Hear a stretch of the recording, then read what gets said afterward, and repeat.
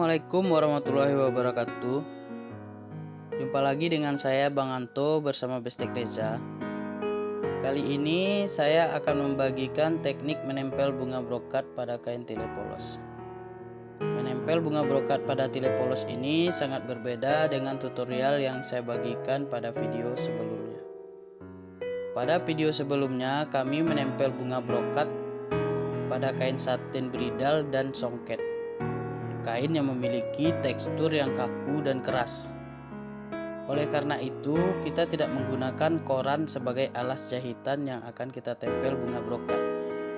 Sementara di video sekarang ini, kita menggunakan koran untuk alas dari tile yang akan kita tempel bunga brokat. Sedikit saya jelaskan fungsi koran pada teknik menjahit bunga brokat pada tile polos ini.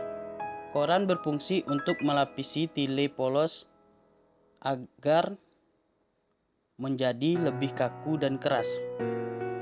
Koran juga berfungsi untuk menjaga posisi jahitan tidak bergeser pada saat melakukan proses menjahit.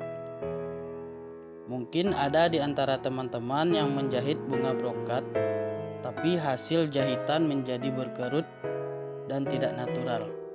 Saya sarankan cobalah lapisi kain yang akan dijahit dengan koran.